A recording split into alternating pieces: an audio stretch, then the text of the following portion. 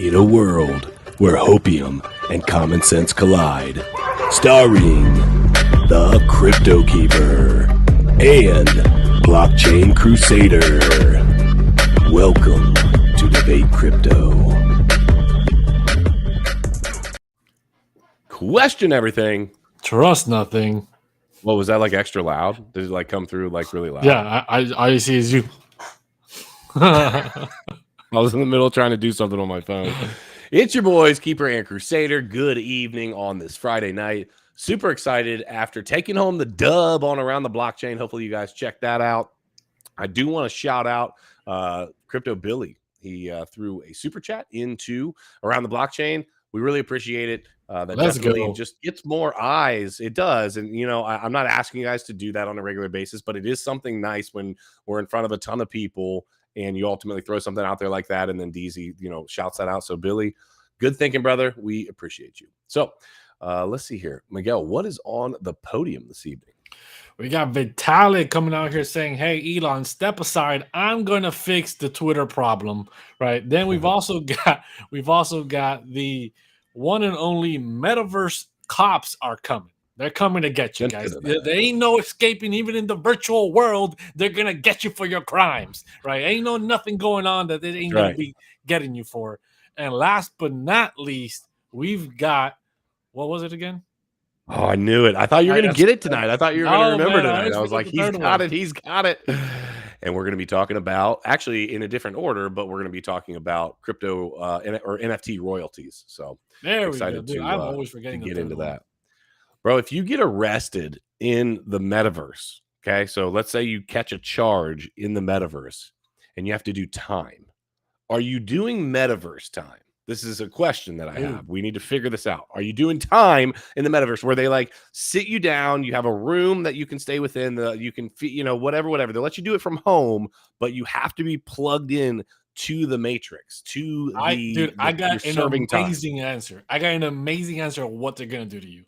You guys are gonna. Do we want to talk about this now, or do we want to talk about this later? Let's wait for it to the end. To the end. Stick around. We're going to talk about some Interpol and what they've got going on in the metaverse. I think it'll be fun. So stick around for that. Let's take a look at the markets real quick, guys. I got news for you. I know this is going to be a big surprise. Not a whole lot happening, but we'll take a peek anyway. The global market cap's at $920.18 billion with the B dollars. It's up 0.9%. Let's go, baby. That's what I'm talking about. I see green. Let's go. It's flat. 19.1, 1,300. 270 for B, XRP. I mean, hey, listen, the most green in the top 10, baby. Let's go. XRP to the moon, baby. We're going to the moon. 40, it's all over. 6 cents. It's rocking and rolling. Hey, I saw a side note about XRP. I saw Mason kind of jumped onto one of your, was it your tweet? No, it was TikTok. You kind of bashing on you a little bit. You gonna throw some heat back his way or what? Oh, I got a video getting ready, prepared for him. I mean, I've literally taken my time to get sure I get a nice, smooth, smoking hot video. Editing, smooth transitions, a nice touch on it. Yeah. Love it. If you're watching this, Mason, we love you, brother. Hope you're having a good night. All right, cool. Let's dive into it. Let's start off with my boy Vitalik talking about Ethereum, because as always, we like talking about. He's got me worried, bro. He's got me worried. Well, hold on. Before we touch that, we will touch that. But before we do, make sure you guys jump into the Discord. If you didn't know, we're telling you now. We're giving away. We're making it rain, baby. We are making it rain. ETH. We got 5 ETH. Somebody's gonna win. Listen, somebody's gonna have the opportunity to win 5 ETH. Plain and simple. Like we keep saying, not 0.5 ETH, like FU likes to tell you. 5 ETH. So super excited to give that away. You've got to get into the faction war. The only way you're getting into the faction war is if you are in the Discord. So get in there, figure out how you're going to get in, and then make sure always, as always, to remember to be your own bank. Addison wants to remind you, be your own bank. We've got a ledger link down below the video. You going to stack some more ETH into your ledger, baby? Say yes. You say yes? She's not saying anything with that passy in her mouth. I'll tell you what we can do. We're taking this away from her at some point is going to be. We only let her really sleep with it, but I'm telling you, give me that back, son. I love you. Yeah, she's pleading the fifth on that one. She's like, I ain't gonna say nothing. Yeah, I don't hold nothing. I know what you're talking about. I lost all my ETH in a boating. That's accident. Right, in a boating accident. She lost in a boating accident already. It's crazy. She's learning fast. But what I was getting at was what was I getting at? I was talking about ETH and Vitalik.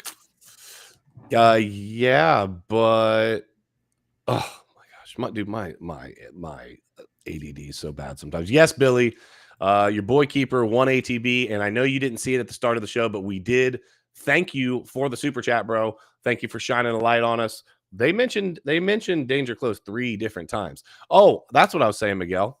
You got to get in the Discord. I wasn't talking about ETH. I was talking about getting in the Discord, getting the opportunity to get 5 ETH. I'm going to tell you now.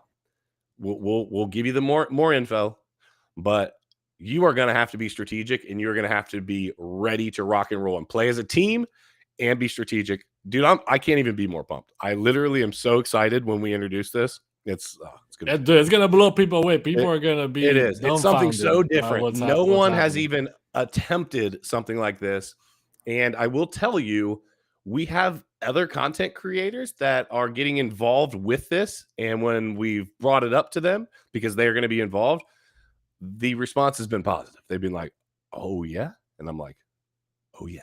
So stick around for that. Let's check out what ETH's got going on. Let's get into it. Ethereum's Vitalik Buterin wants to solve Twitter's bot problem. Now, let's be fair. The man himself looks like a bot or an alien, one of the two. Dude, I'm not really sure. Yeah. Not winning man's bet, not winning a GQ best looking man, award at anytime soon. I will say that, but what were we about to say? I was just gonna say, I mean, with all the problems that we're going through Ethereum, I think we need to focus on that and not on Twitter's bot problem. But we will see what his proposal is. Hey, listen, distractions are what the United States of America is all about. Y'all already know about that, and we're going to be talking more about those distractions also on our private website. So stick around for that. Also, Miguel and I had some chats earlier today. I'm telling you, it's happening. Hey, and we've already talked to some other content creators, including Ben, including BitBoy, and he's going to come over and have some wild conversations with us too. Uncensored. BitBoy uncensored. BitBoy uncensored. And if you've seen the censored version recently, listen, he's all about it. He's ready to go to war. So I'm ready to go to battle with him. So is Miguel. All right. Ethereum co-founder Vitalik Buterin has proposed to introduce a conditional burn mechanism for dealing with Twitter's persistent burn mechanism. Interesting way to say that. Okay.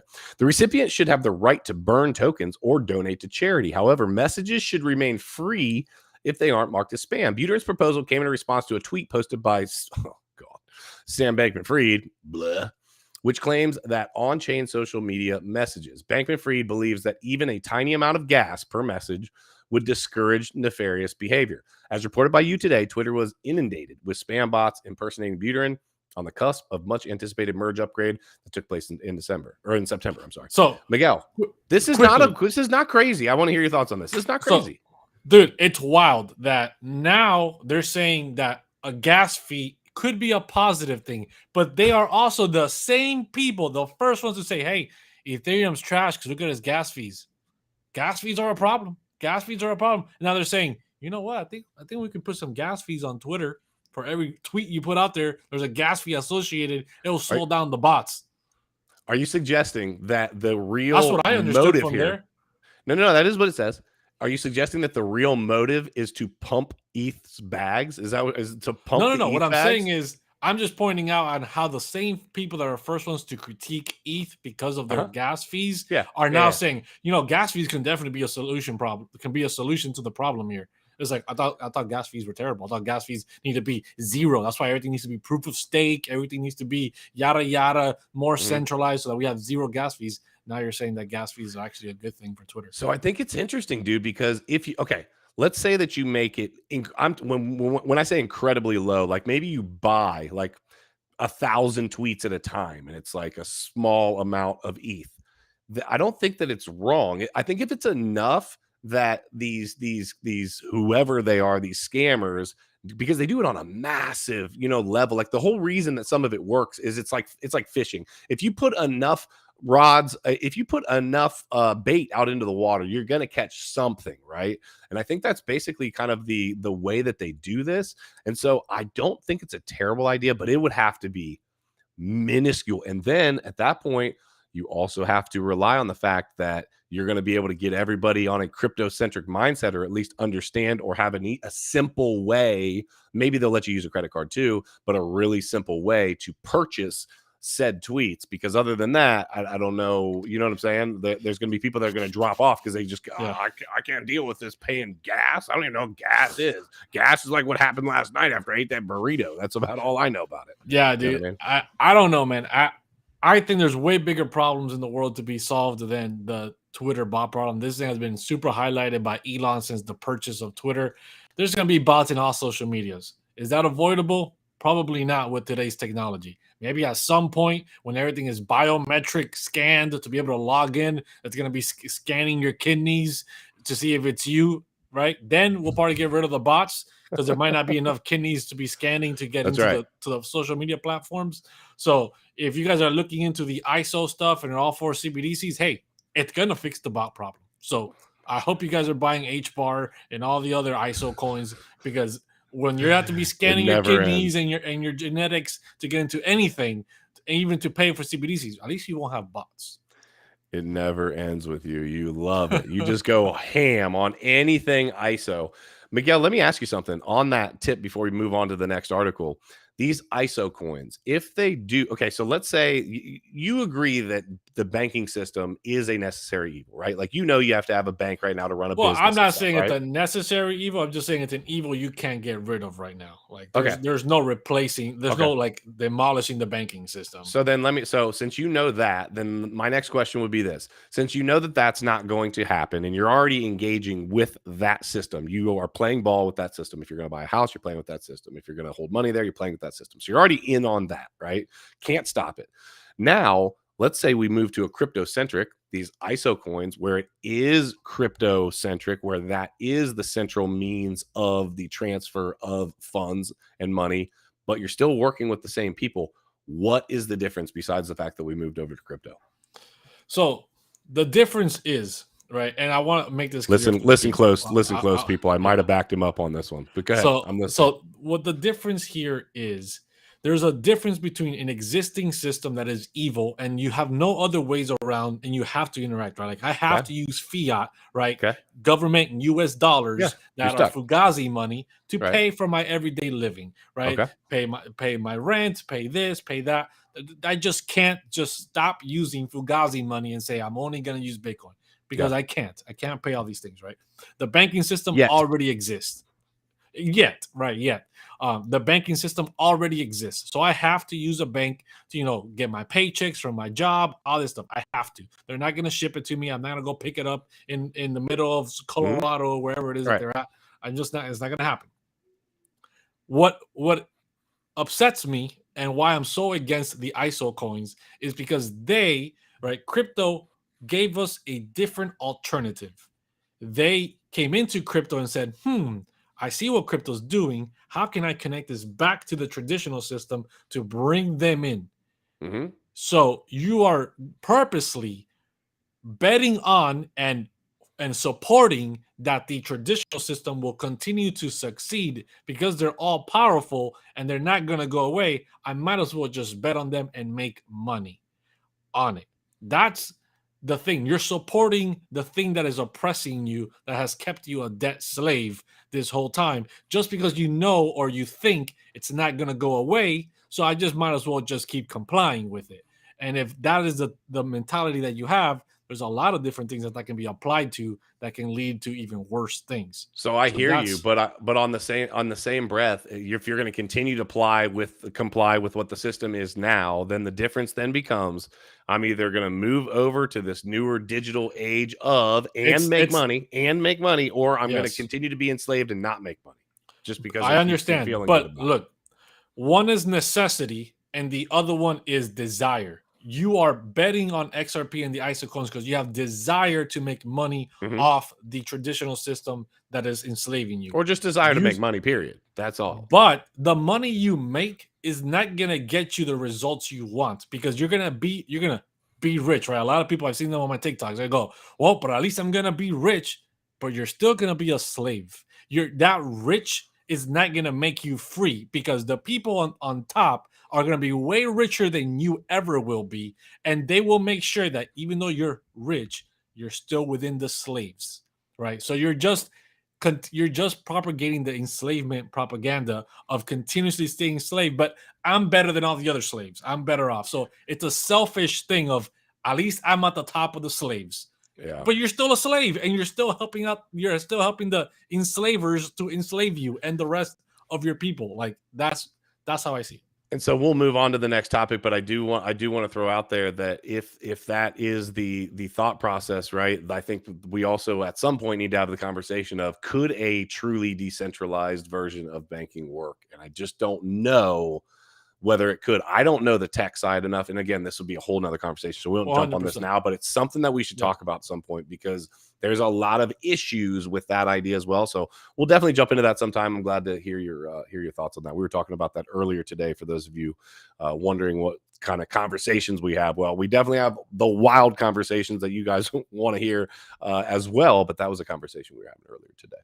All right, cool. So secondly, let's talk. Hey, stick around. First of all, we're about to talk about some NFTs. So again, make sure that you are involved with Danger Close Alpha. We're giving away 5 ETH. Yeah, you're going to have to earn it, but someone is going to have the opportunity to win up to 5 ETH. So stick around for that. Jump in the Discord. And then also, we're going to be talking about Interpol. They've got the Metaverse. They are coming for you. Okay, so you better be good in the virtual world. So stick around for that. We've got some deep thoughts on that. Might get a little spicy, so stick around. All right, let's take a look. What's going on with NFTs? Nike, Bored Ape Yacht Club, biggest winners, as NFT royalties generated 1.8 billion with a B dollars, Galaxy says. So a new report from research arm Galaxy Digital showcases key data for NFT royalties. ETH-based projects earned $1.8 billion from NFT royalties, with the top 10 projects netting 27%. While NFT royalties also benefit small artists, the main beneficiaries are top NFT projects like Bored Ape Yacht Club and corporations like Nike. I'm going to scroll down and just show you. Here's the top 10. So it's Bored Ape Yacht Club, which is the Mutant Ape Yacht Club, other side, whatever, $147 million. Second place is literally almost half that, Art Blocks at 82 million. Anyway, you go down the list and you look at that. There's a lot of money made there, right? $489 million. Then you go into the companies. Nike at the top at $91 million in royalties. The second place for that looks like, what is it? Adidas, 4.771 million. Think that isn't a big difference? Now, they suggest in this, Miguel, that, oh, well, just the big dogs are account for 27% of whatever. I didn't look the stat up. I meant to look it up. But I believe the stat is something like this. 1% of the people in the United States hold something like 80 to 90% of all the wealth. Somebody look that up in the chat if you could. Drop that stat into the chat for me if you could. I don't have time to look it up. Somebody from the chat, check that out. I think it's the top 1% hold 80 to 90% of all the wealth. I don't think that's going to change. Yeah, exactly. But we touched on this a little bit earlier. I want to kind of talk about this in front of everybody. Socialism doesn't work. You can't just allow everybody to be equal without actually working for it. So I like capitalism. But you said something to me earlier, Miguel, that I want you to touch on. So this is capitalism at its finest. We're watching it happen. These massive companies are making money. Bored Ape Yacht Club, which came out of essentially nowhere. It was an NFT project that didn't even sell out for a while. Whatever the case may be, boom, bam, slam. Now it's here and it's making tens of hundreds of millions of dollars, right? You said something about capitalism earlier. I want you to kind of tell me more about. What did you say about capitalism? Explain it. Unchecked capitalism is just as evil as socialism. Okay, so talk to me about it. And the reason for that is it becomes profit over humans, right? Profit over there. Right, goes back to the ISO thing. I have a mind that I believe there's moral ways to make money and immoral ways to make money. Everything has morality. People like to think that money is apart from morality, that it's just good business, right? But business and money does have morality, and there is moral ways to do it and immoral ways to do it. So when we have unchecked capitalism, I'm not saying it's worse than socialism. I'm not saying I want to be living in a socialist country, because I don't. But unchecked capitalism can be just as dangerous, because look what happened over the last 2 years, right? Over the last 2 years, if you know exactly what I'm referring to, oh, yeah. What was happening? And now they're talking about increasing prices by like 200% or something ridiculous, or maybe even higher. I'm not even sure. They're able to effectively price gouge. They're able to price gouge the heck out of us, and we can't say anything about it because they've just boom, boom, boom, printed it off. They can do whatever they want, and they have plenty of evidence that it's not beneficial to the people. It's not good for you, right? Things have been happening, and they've been lying about it, and they've been keeping apart. But what do they care? No, because there is no morality. There's just, hey, it's good business. There's an opportunity. Don't let a good crisis go to waste. We can make tons of this product. It is going to be 100% enforced by the government, and we can make billions of dollars. Nobody said, wait a minute. I think the moral thing to do is that at least if we're going to do this, make sure the product works. Hey, don't worry about if it works or not. Ship it, make the money. We'll worry about that later. Yeah, we're seeing where that goes. Thank you, Puddles, for looking that up. It says top 1%, assuming that the quick Google search came up with the right number. About a third of all the money in the country is the top 1%. So if my number was way off, I apologize. That's why I wanted somebody to look it up. At any event, it's a massive number there. But that being said, NFTs, we have a royalty on ours. Now, we give a lot of that back to the community. It's part of the way that we're giving stuff away, like 5 ETH, right? That's part of how we're doing that. But I think that royalties are a necessary thing in the NFT space. I think that the artists, the creators, the founders, I know a lot of you don't see this. We've talked about it a little bit. Side note, if you're from the Candle Mafia, welcome. Glad you guys are here. If you're not from the Candle Mafia, you need to get into the Candle Mafia Monday through Friday, 5:45. Check out your boy Frankie Candles over on the YouTubes. Frankie Candles. Check him out for all your TA needs.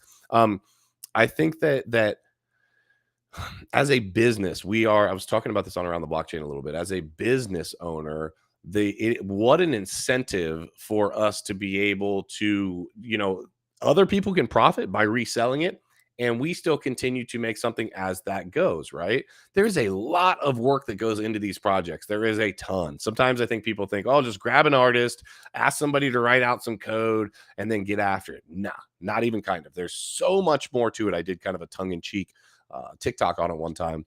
But what I'm getting at is these music artists, these celebrities, or even people like ourselves should be able, it's a business. You should be able to continue to profit. Kevin O'Leary loves royalties in perpetuity for one reason and one reason only, because it makes sense financially, because he can continue to earn on something that ultimately he started. I like it. I don't see any problem with it at all. So I agree with it. I agree that royalties in the NFT space, if you don't want to have royalties, don't, right? The option is there. You don't have to put a royalties. Yeah, exactly. But I think royalties do good for the community if used properly, right? I understand how some people see, well, you already got paid when all the NFTs got sold. You made a bunch of money, right? Why are you trying to get more money out of the NFTs as they resell?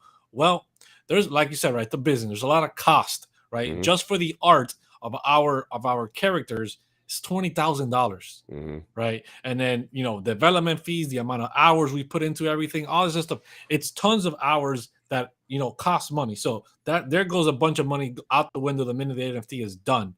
On top of that, the royalties help you to continue make the project sustainable, because as the project continues to buy and sell and make volume, the community gets to stay funded. And if project leaders, right, like how we do, we use those royalties to then be able to reinvest into the community, right? We do giveaways. We're doing a 5 ETH competition, right? We're buying other things. We're doing things for the community. That money is coming out of the royalties. That allows you to continue doing stuff. If you just take the money from the initial mint, that money is going to run out. The royalties won't, right? As the project continues to buy and sell, the royalties will always be there. It'll be a sustainable piece of cash flow coming into the project that can then be reshared with the community in many different ways. So like I said, if used properly, I think it's a very good thing. It makes projects more sustainable. Yeah. If you're just expecting for the money to keep coming out of the initial mint, that money will run out at some point. You can't just keep that and make the project sustainable. And then ultimately, if you're continue to have a sustainable project, you need to continue to talk about it. You need to continue to do, whether it's Twitter marketing, Spaces, whether dude, tons of marketing, right? People don't understand that. People think that, oh, we're influencers, right? You're content creators. You get on there, the minute you hear 50 people are going to come in and they're going to buy your NFT. No, like that. all these NFT projects do a ton of marketing. You got to pay marketing companies for this. That costs thousands of dollars, right? You're building up all these bills that people don't see in the background to make it successful, right? These projects that you guys see that out of nowhere come out of nowhere and just boom, 300 ETH in volume overnight. What is this project? It came out of nowhere. That's all marketing. They paid for that, right? That didn't just happen organically. They created FOMO, and that costs thousands and thousands and thousands of dollars. Lots of thousands. So yeah, I'm a fan of royalties. I do think that just like anything else in life, you should be able to decide what's good for you and what's not. If you want to use, hey, we have 0 royalties on our project, and you want to use that as maybe a basically something to kind of use as a marketing tactic, as a sales point, sure, go for it. That's your decision to do with your own project. We knew that we wanted to continue to earn or to throw, money back into the project.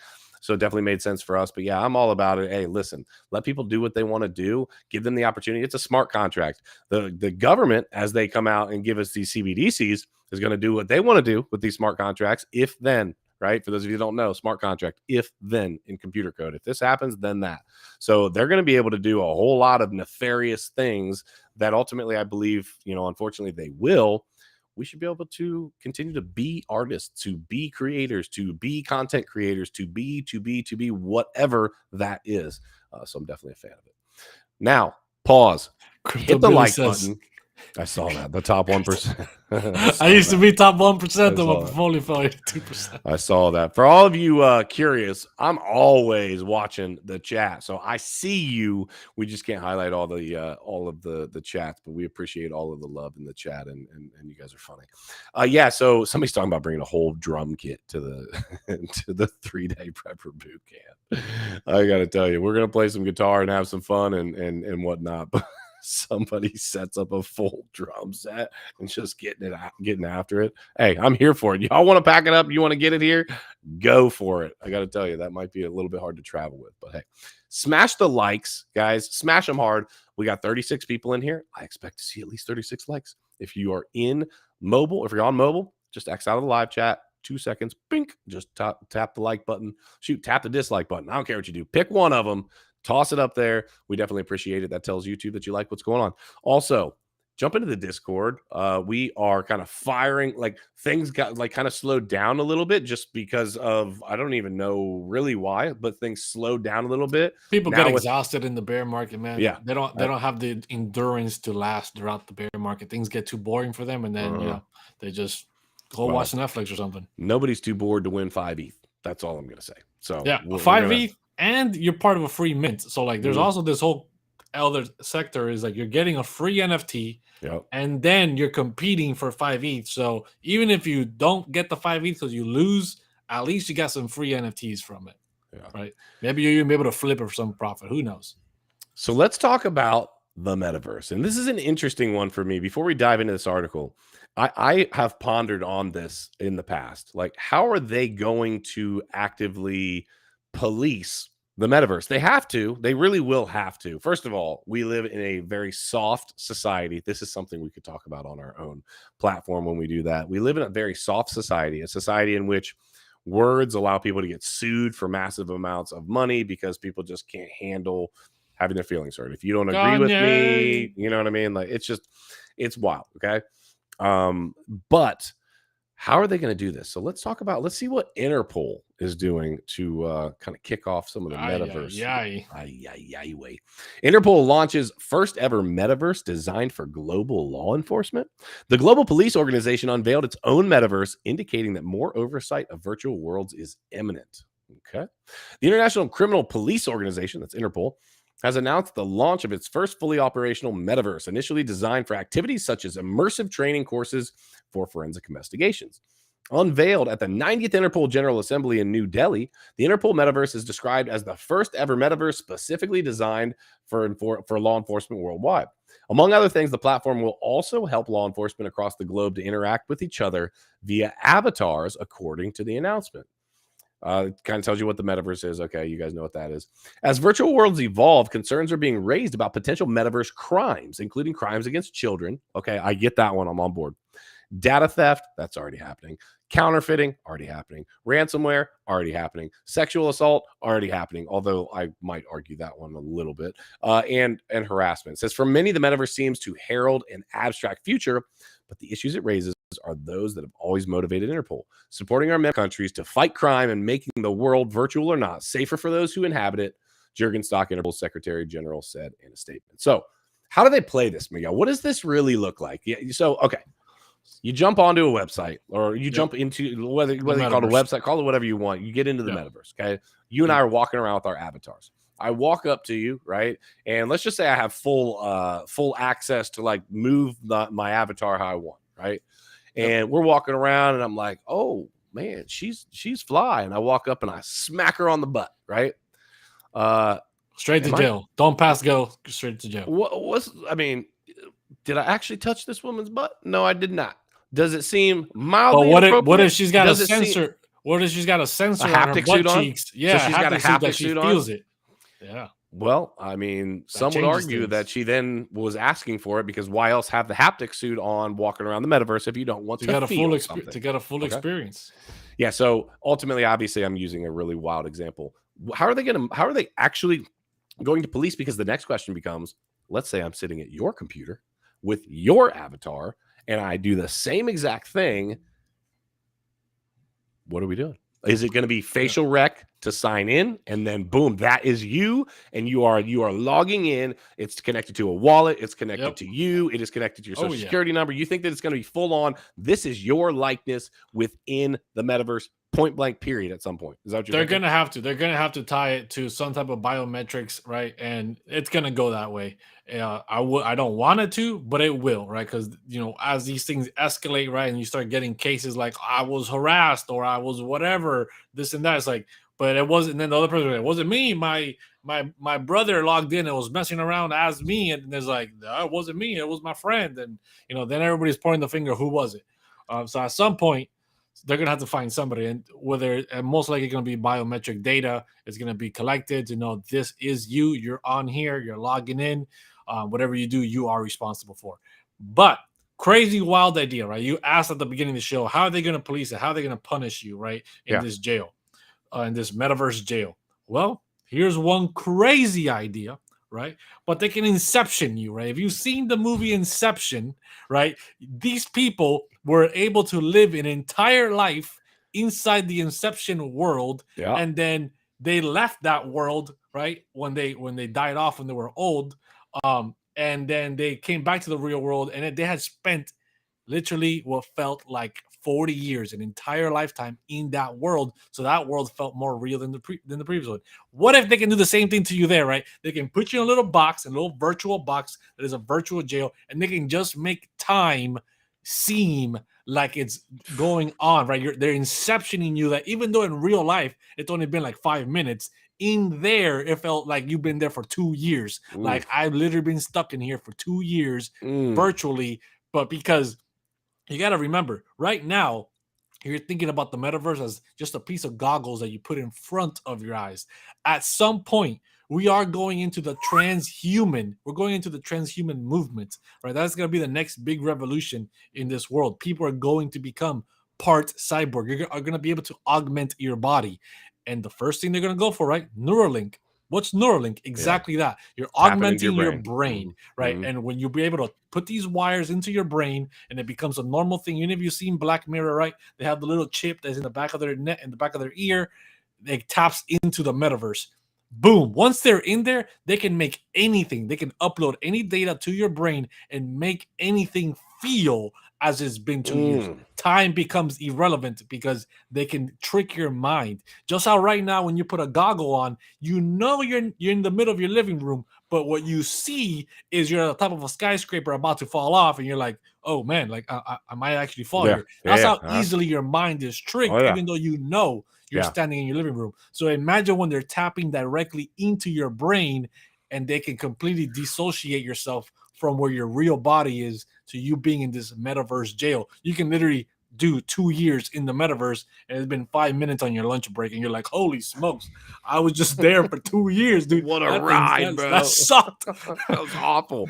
And so you think they could effectively make it such that like a real deal, like, I don't want to do that. I am not going through that again. Yes. Even though it's only 5 minutes, you think that you come out of it with like real memories. It felt like you literally lost some of your life. You experienced 2 years in prison. Yes. Man, that would be absolutely wild. I'll tell you what, if they're able to get to that, if we get to a point to where that is a thing, right? Let's say that it is coming. You will have people being very much more careful and not as flippant. I said to you earlier today, Miguel, that part of the reason that we have so many bullies anymore is because nobody gets punched in the mouth anymore. Okay. And this is probably a website conversation to really dive into. But the reality is so many people run their mouth on the internet. They keyboard warriors because they're not standing in front of me. Because I say me, I'm just saying, because they're not standing in front of somebody that's willing to say, oh yeah. And they have that actual threat. And listen, we're not promoting violence, but what we're saying is that when people learn, listen, you learn a lesson from hurting yourself or getting hurt. You ride a bike, you take your hands off the handlebars, you wreck. Are you not much more cautious the next time you ride that bike and try to take your hands off the handlebars? Yes, you are. Why? Because you fell and hurt yourself before. Now, you walk up to somebody, you start running off at the mouth, you start saying something that's absolutely inappropriate to their face. That person pops you in the mouth. It hurts. You got to get some dental work done, whatever the case may be. The next time you walk up to somebody with the same bright idea, do you think it's just going to spill off of your lips? Probably not. Or if it does, you're today's age, thinking about it prior to. It definitely will, because like people nowadays are like, how can I provoke this guy to hit me so that I can sue him, right? And take all his money. And it's like, that's what they want, right? You see these protests, you see these things, people get right up in your face and they get all crazy because they just know they just got to take that first hit, and then after that they're solid. They can make all the money they can. I mean, it's just wild. Yeah, that's a huge problem. I really do look forward to the day where, and I'm not trying to get us off track, but to the day where some of that comes back. You know, I was taught at a young age, listen, you don't start something, but you defend yourself, you take care of yourself. You don't back down to somebody that's treating you, and that's for men and women. I'm not just talking about fighting. I'm talking about just standing up for yourself, period. I look forward to the day to where we get back to that, if we ever can get there. So the whole point in that is, if the police are able to make it virtually, where you are in a virtual, whether it's actually physically there or just a virtual mind, people will be cautious. And I think that 100%. I'm not saying that I think I support that movement, but I at least think about it. Imagine what the jails would be like in this future, where they can sentence you to 4, 5, 10 years, whatever it is, but it's only like a few hours of your actual life. Okay. The jails would be like drive-thrus. Like, hey, this guy just got sentenced to 5 years. Send them over there. They take you to a special facility where they hook you up. Right? Or where they're just plugging you into and they plug you in, and it's like you get 5 years of experience. It's like a doctor's appointment, but you get a full experience in. You get the full experience, right? You get the whole 3D real life experience, right? The ugly, the everything, and you're paying for it too. Yeah. You get fined. Yeah, you get fined. It ain't gonna be a free ride. I can tell you that. Well, I mean, listen, people commit crimes on purpose today. Imagine how much business, because our tax dollars are paying for it. Imagine how much business these jails will get, right? We all know right now how jails are mostly all privately owned. They get paid per inmate, yada, yada. Imagine if now the inmates, instead of actually having to physically sit there for however many years, it's just coming through drive-through customers, right? It's like, hey, we served 3,000 prisoners today, right? They're charging for those services. Get working on the tech. Get working on the tech, bro. We are about to own the prison system. Okay. So I know you guys like NFTs. You like the crypto space. You like what my political ideas, but I got news for you. If Miguel's able to create this tech and make it happen, guys, I'm telling you, we're about to own the prison system. So just stand by. It'll be for real. Keeper and Crusader. I will be keeping you in this metaversical jail, and Crusader will be crusading through your lives in a few minutes, right? But it's going to feel like years. So super duper excited. Man. I believe it's wild, dude. It's I believe wild. it. I believe that we will get to a point to where that happens. So let's end off. First of all, jump in the Discord, get in, get your chance to win 5 ETH. Somebody is going to be able to win up to 5 ETH. Get into the faction war. You do have to be a holder, but jump in, check out the Discord, dangerclosealpha.com. Click the little Discord button. Obviously, check out the website too. We've got merch on there and all sorts of different options. The merch is updated, by the way. It got fixed, so our merch is back up. If any of you noticed that the merch only had 2 pages all of a sudden and all the T-shirts were gone, that is fixed. So we got that fixed in a couple. Actually, there's a couple things on the way for Alan and Ashley from forever ago that were like out, but then didn't really realize that they weren't out because of a little issue with that. But in any event, it's on supply chain issues. Let's end off with a let's do a quick draft. Let's do a draft. Okay. So I don't know if you even like this. I don't even know if you like these, but we're gonna try it. I don't know. You're my best friend. I don't know if you like cookies. Do you like cookies? Oh, dude, yes. Okay, cool. We're gonna do a cookies draft. I'm gonna let you go first. You know what? I might be able to. Let's see if I can do it. I might be able to pick my favorite cookie dead last. That's my goal today. I'm going to try to pick my favorite cookie dead last as a value. Are we picking personal cookies? Or are we picking we're picking 4 cookies? 4 cookies. Your personal. They're personal, or just like in general that people would like the most. Like who? No, I want to know. How do we determine who wins? Okay, that's fine. Yeah, we no. I want to do it personal because I want people to learn something, a little something. So let's go personal. What are your 4 drafts? Well, shoot, we kind of do need to do it all the way across the board, don't we? Man. Okay, now you're going to get very different answers. All right. Hit it. Let's do it for everybody. All right. Across the board. Number 1, the original chocolate chip. Yeah. I mean, I don't know that you can go any other way. You can't go wrong with the chocolate chip. Then kicking it off with a chocolate chip cookie. Okay. I'll tell you what, this one actually is a processed piece of garbage, but people love it. Oreos. Double stuffed Oreos, bro. Oreos. Yeah. That's a good solid pick. But milk. Hey, listen, dip those Oreos in milk. Listen what I do. I don't dip the Oreos in milk. I put the whole double stuffed Oreo in my mouth. Actually, I'll take 2 double stuffed ones. I'll crack it off. I will slide the 2 doubled together.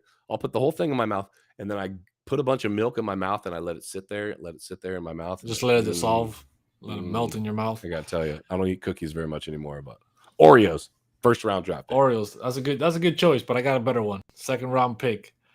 Girl Scout cookies, the Samoa cookies. Hold on, which one's the Samoa? Because I think I might disagree. That's like the little coconut one. Those are trash. What? Those are the best. These are the best Girl Scout cookies. Best Girl Scout cookies. Man, I thought you were actually going to hit it with the.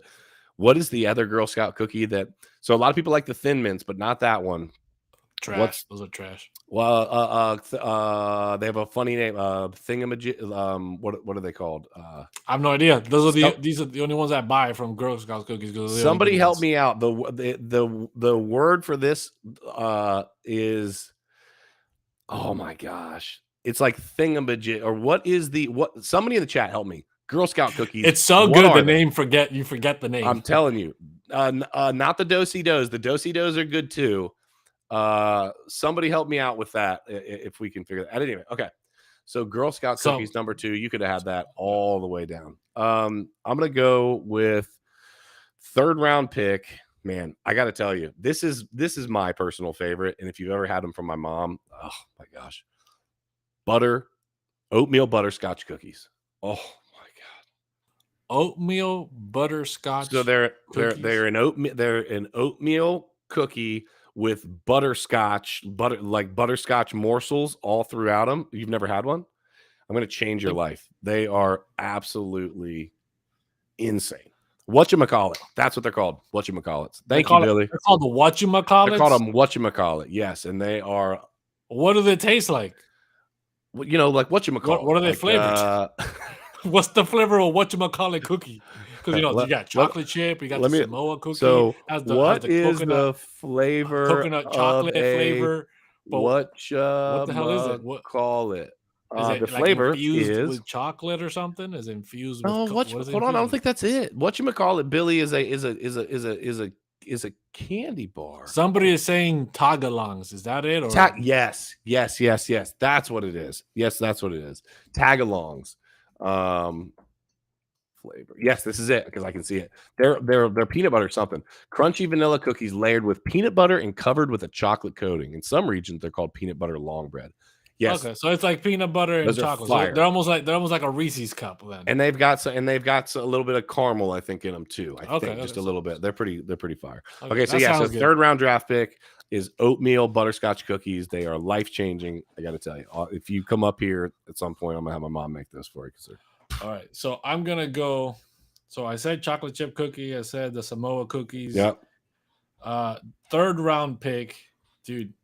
Chick-fil-A oatmeal chocolate chips.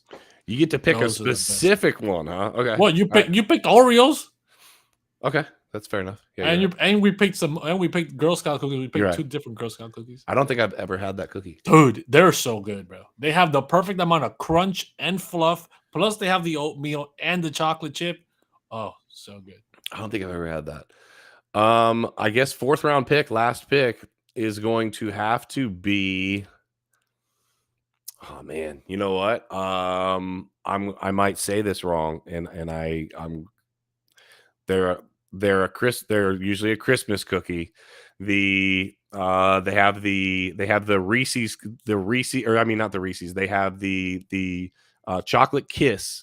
It's like a sugar cookie with a chocolate kiss. And what do they call I know those? I have no idea. You know what I'm talking about though, right? They've got the kisses on top of a sugar cookie. Yeah. If those are made correctly, I forget what people call them. If those are made correctly and the sugar cookie is like soft. Yeah. My last pick will be gingerbread cookies for Christmas, dude. Those things are fire. You like gingerbread cookies? I like them if the icing is on point. Like yes. the icing's got to be factors. There's different factors to what makes it really good or not. Oh, look, somebody said macadamia nut. That's another really good cookie. Subways. Ooh. I used to eat them at Subways all the time, dude. Macadamia nut cookies. Ooh, those things I like oatmeal. I like oatmeal raisin cookies. I don't know. At any event, I love a good cookie. I just don't really eat them very much anymore. I've been working on the guns, and cookies do not fit into the diet. So Crypto fam, we love you guys. Thank you for sticking around. Friday night, I know you came for crypto content, but we like to have some fun. So definitely stick around tomorrow night. Make sure that you're here Saturday Night Live. We got a lot going on. So come back for that, obviously. And then we are working on the platform. We're working on the free mint. We've got a lot going on right now. It's going to happen quickly. Yep. So be ready. And Monday, we got TA. Magic Money Mondays are going to have TA now. That's right. Altcoin TA. Yeah, altcoin TA. So if you guys like the Around the Charts TA Thursdays, we're going to have one guy, one TA expert giving us the down, the information on what's happening down in the altcoin market. That's right. So make sure that you guys stick around for that. So Crypto fam, we love you guys. You could be anywhere, but you are here on a Friday night. Just remember, question everything.